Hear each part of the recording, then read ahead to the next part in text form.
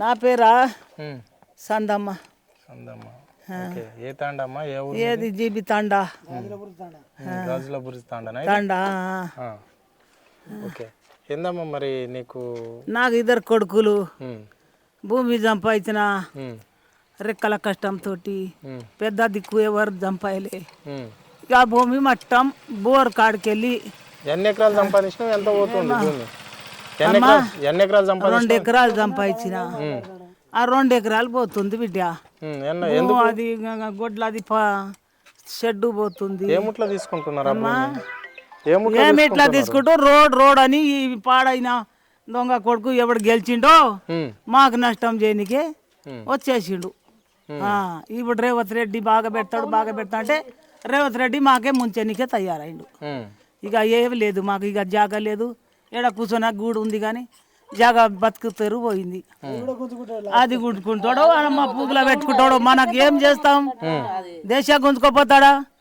ఇదే బాధ పడుతున్నాం. ఓన్లీ భూమి పోతుందా, ఇల్లు పోతుందా? ఇల్లు ఇక్కడ ఉన్నాయి, భూములు అక్కడ ఉన్నాయి. ఇల్లుకి ఏం పోతలేవు. ఇల్లుకి ఏం చేస్తాం? భూమి ఉంటే బతుకుతాం. ఇల్లు గూడ ఉంటే అది మనకు బతుకు వెళ్తుందా? అది చేసుకొని తింటేనే బుక్క వస్తుంది. అది పోతుంది. తరి పొలం ఉంది. పంట వరి పంటనే. తడి పొలం ఉంది. తరి పొలం.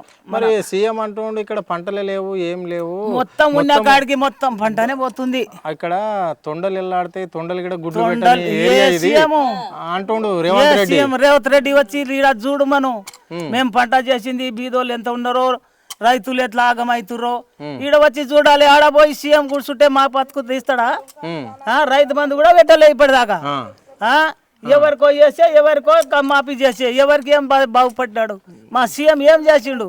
మేము పెట్టినాం, గెలిచిపించినాం. మాకు నష్టం చేయాలని ఏం చేసిండా? ఈ రైతులకు బతుకుతే రాగం చేస్తామని గెలిచిండా? రైతు 4 చేతులు వేస్తేనేమో గెలవచ్చు. రోడ్ ఎవరి కోసం? రోడ్ ఎవరి కోసం? ప్రజల కోసం. ప్రజల కోసం బిడ్డ. మరి బతుకుతారు చూపాలే కదా మనకు. ఇక్కడ ఈ దరిదాపు చేస్తాం, ఈ దరిదాపు చేస్తామమ్మా.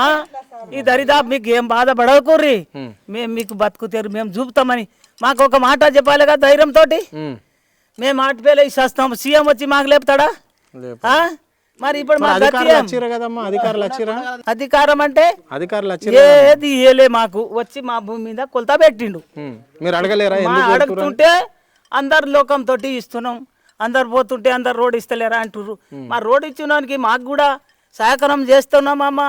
ఇది మీకు మీకు మంచిగా బతుకుతేరు చేస్తామని మాకు కూడా ధైర్యం చెప్పాలి కదా. సీఎం ఊకేనే అయినా, సీఎం ఊకేనే మంచిగా కూర్చున్నాడా పోయి మేము పెట్టేందే. మరి ఏం చెప్తాడు? ఎక్కడ చెప్తాడు? మాకు ఏం ధైర్యం ఇస్తాడు? మాకు చెప్పాలి కదా. మా ఉండే కాడికి ఉడుచుకొని పాయి. గొడ్లు ఏం బతకాలి, మంతులు ఏం బతకాలి, 4 కొడుకులు కంటే 4 కొడుకు ఏ బతకాలి. మాకు సీఎం ఏమన్నా ఏదన్నా జాబ్ ఇచ్చిండా? మా ఇప్పటిదాకా ఒక ఇంటికి ఒక జాబ్ కూడా లేదు. అంటే ఇప్పుడు నీ భూమి పోతే నీకు ఏమేమి కావాలమ్మా? నా పిల్లలకు జాబులు కావాలి, భూమి కావాలి, మేము బతకాలి కదా నాయన. మరి మేము చిప్ప పెట్టుకొని ఎవరికి పెడతారు? భూమి కావాలంటే పైసలు ఇస్తే తీసుకోవా? పైసలు ఇలా ఒక రోజు వస్తావు, మళ్ళా తెల్లారి ఎన్నో ఇస్తావు. ఆ పైసలు ఉంటాయా బిడ్డ? ఉండవు. ఉంటాయా?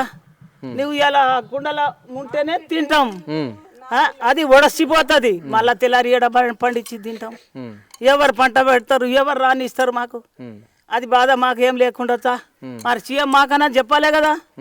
ఈ బాధ ఉన్నదమ్మా, గిట్లా నేను సాయం చేస్తున్నా, నేను గెలిచినందుకు మీకు కూడా మంచిగా నీకు రీతితో చేస్తా అని మాకు చెప్తే మాకు ధైర్యం ఉంటుందిగా.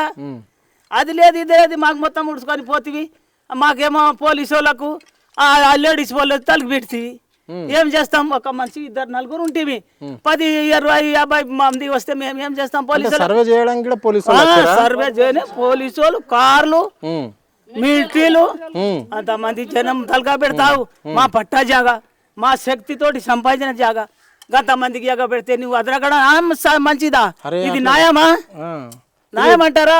ఇందిరమ్మ రాజ్యం అని చెప్పిండు మరి ముఖ్యమంత్రి. ఇందిరమ్మ రాజ్యంలో, ఇందిరమ్మ ప్రభుత్వము, ఇందిరమ్మ రాజ్యంలో పేదలకు నష్టమే ఉండదు, అందరికి మంచిగానే ఉంటది అని చెప్పిండు కదా. మరి చెప్పిండు కదా. పిల్లకి పెడతా, తల్లికి పెడతా, కొడుకు పెడతా, కోడలికి పెడతా, అన్ని చేస్తా. నేను రైతు బంధు పెడతా, ఇంకా ఏంది వ్యవసాయం చేసేటోనికి పెడతా, భూమికి పెడతా డబ్బులు అని మాకు అట్లా చెప్పి మోసం చేసినావు. ఎలా నాకు మాకు మోసం చేస్తే మాకు ఏమైనా దరిదాపు చూపాలే కదా. ఎట్లుందమ్మా మరి 11 నెలలు అయిపోతుంది గవర్నమెంట్ వచ్చి, కొత్త గవర్నమెంట్ ఇందిరామ రాజ్యం కాంగ్రెస్ పార్టీ వచ్చి 11 నెలలే. మరి మీకు ఏమన్నా పథకాలు అందినాయా? పథకాలు ఏం బతకలే బెట్ట. ఏమన్నా ఉంటే ఇంత ఏంది అది ఉండే జాగానే పోతుంది. ఇక ఆ పథకం మాకు రైతు బంధు కూడా పెట్టలే. ఏం పెట్టిందంటే ఇంత క్యాప్ లోన్ ఆఫీ చేసిన చేయనేం చేయలే. లోన్ కూడా గది గంతే. ఇక మాకేం దరిదాపు చూడలే. నువ్వేం చెప్పాలనుకుంటున్నావు అమ్మా? ముఖ్యమంత్రికి ఏం చెప్పాలి? ముఖ్యమంత్రి మాకు జాగా పోతుంది, మా బతుకు చూపాలి. మరి భూమికి రేటు కడతాడా, భూమి చూపుతాడా? ఏమో పిల్లాడు కొంటా, పిల్లాడు ఇస్తే నా గూడు ఇడ ఉండే ఏలూరులో పిల్లాడు పోయి నేను ఏం చేస్తా బిడ్డ? శాతకాలు నా పిల్లలు చిన్నోళ్ళు, ఒక పిల్లలు జాబు లేరు. ఇక ఏం చేస్తా? జాబులు ఉంటేనా? జాబులు అంటే ఆడపోయి గూడుకన్నా వచ్చి చేసుకొని బతుకుతారు. అది వచ్చింది మా పరిస్థితి. ఇప్పుడు ఏం చెప్తాడు రేవంత్ రెడ్డి? మాకు ఏం సాయం చేస్తాడో? ఇంత పరిచయాలు ఇంత పరిస్థితి. ఇప్పుడు అంత సాయం చేయకుండా మాకు ఇంత పరిస్థితి. మా భూమి వరకు అవుతున్నాం. మా గతి ఏం చెప్తాడు? చెప్పాలి కదా. అది చెప్పు మనం. మాకు భూమి పోయినందుకు ఏమి ఇస్తాడు? గొడ్ల షెడ్డు పోయింది ఎందుకు ఇస్తారు? బోర్ పక్కలు అయితే ముగ్గురు పోయినాయి. ముగ్గురు అన్నదమ్ములై బోర్లు. మరి తాండకు వచ్చిరా అమ్మ? తాండకు అధికారులు వచ్చిరా? మిమ్మల్ని చూసిరా? ఏది రాలే. ఉట్టిగా వచ్చి భూమిలో గొలిచిర్రు, మేము ముగ్గు వేసిర్రు. రోడ్డు ఇంకా ఏం చెప్పుడు? ఏది చెప్పలే. ఒక ఏం కాగితం కూడా వేయలే. ఏది వేయలే.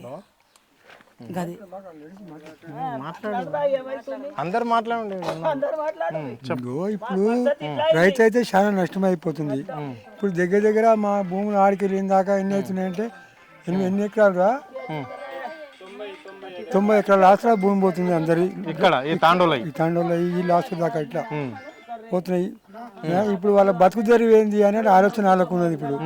ఇప్పుడు భూమి అంటే భూమి చూపెట్టడం, ఏ గుట్టరాలకు చూపెడతాడు, ఎక్కడ చూపెడతాడు. ఆయన వచ్చి మరి ఒక నిర్వాహకం చేసుకొని నేను మీ ప్రజలకు సాయము నేను వస్తా మీకు కానీ ఏదైనా వాళ్ళకి ఆధారం అని ఏది చెప్పలేదు.